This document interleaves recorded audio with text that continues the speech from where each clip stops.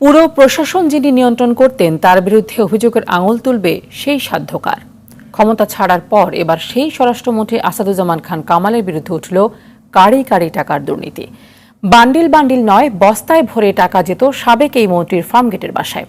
নিয়োগ, চাঁদাবাজি, টেন্ডার বাণিজ্য আর মাদক কারবার থেকে উঠত এত এত টাকা। এমন খবরে টনক নড়েছে দুর্নীতি দমন কমিশনের। শিগগিরই মাঠে নামার ঘোষণাও দিয়েছে সংস্থাটি। বিস্তারিত মাইদুর রহমান রুবেলের রিপোর্টে।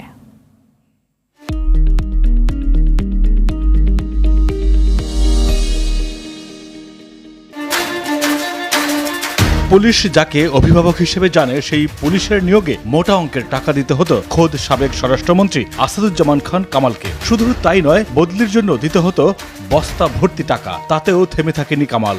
মাদকদ্রব্য নিয়ন্ত্রণ অধিদপ্তর ও ফায়ার সার্ভিস থেকে অবৈধভাবে টাকা নেওয়ার অভিযোগ তার বিরুদ্ধে। অনুসন্ধানে জানা যায়, নিয়োগের জন্য জনপ্রতি ৮ থেকে ১০ লাখ টাকা দিত কামাল হারুন সিন্ডিকেট। নিয়োগ বাণিজ্য পরিচালনায় তৎকালীন অতিরিক্ত সচিব ডক্টর হারুনুর রশিদ বিশ্বাসের নেতৃত্বে সিন্ডিকেট গড়ে তোলেন সাবেক স্বরাষ্ট্রমন্ত্রী। সিন্ডিকেটে ছিলেন সচিব ধনঞ্জয় কুমার দাস, এপিএস মনির হোসেন, পিয়ারু শরীফ মাহমুদ অপু, প্রশাসনিক কর্মকর্তা মোল্লা ইব্রাহিম হোসেন। হাজার হাজার কোটি টাকা হাতিয়ে নেওয়ার অভিযোগ কামাল হারুন সিন্ডিকেটের বিরুদ্ধে। হারুন অবসরে গেলেও এই মন্ত্রণালয়ের সব ঘুষ দুর্নীতি নিয়ন্ত্রণ করতেন তিনি। ঝুঁকি এড়াতে টাকা পাঠানো হয় দেশের বাইরে। অভিযোগ রয়েছে, জেলার পুলিশ সুপার নিয়োগে সর্বনিম্ন ৮০ লাখ থেকে ২ কোটি টাকা পর্যন্ত নিত এই চক্র। এই সিন্ডিকেটের আশীর্বাদ ছাড়া পুলিশের কেউ কোনো জেলায় বা গুরুত্বপূর্ণ পদে পদায়ন হতো না। জেলা পুলিশ সুপার হিসেবে পদায়নের ক্ষেত্রে ১ থেকে ৩ কোটি টাকা পর্যন্ত নিত এই সিন্ডিকেট। ২০২২ সালে ৫ কোটি টাকার বিনিময়ে গাজীপুর মেট্রোপলিটন পুলিশের কমিশনার হিসেবে নিয়োগ পান ডিআইজি মোল্লা নজরুল ইসলাম। এসব টাকা বস্তায় ভরে পৌঁছে দেওয়া হয় আসাদুজ্জামান খান কামালের ফার্মগেটের বাসায়।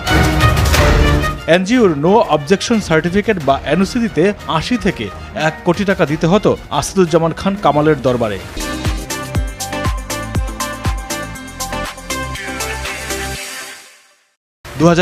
সালের নির্বাচনের আগে উত্তরের একটি উন্নয়ন সংস্থার এনওসি নিতে মন্ত্রীকে দিতে হয় ৮৫ লাখ টাকা।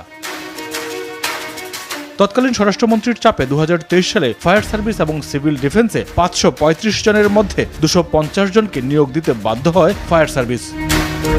তেজগাঁও শেরেবাংলানগর এলাকার চাঁদাবাজি, টেন্ডারবাজি নিয়ন্ত্রণ করত কামাল। কারণ বাজার ফুটপাতে কাঁচা বাজার, মাদক ও আবাসিক হোটেল থেকে তোলা হতো দৈনিক ১.৫ কোটি টাকা। মন্ত্রীর এপিএস মনির সহ আরও ২ জন এই টাকা তুলত বলে খবর পাওয়া গেছে। সাবেক স্বরাষ্ট্রমন্ত্রীর বিরুদ্ধে যখন এত অভিযোগ, তখন কি আর বসে থাকতে পারে দুদক? কমিশনের উপপরিচালক জাহাঙ্গীর আলমের নেতৃত্বে একটি অনুসন্ধান টিম গঠন করেছে দুদক। খুব শিগগিরই তদন্ত নামবে অনুসন্ধানী এই টিম। মাইদুর রহমান রুবেল, আরটিভি, ঢাকা।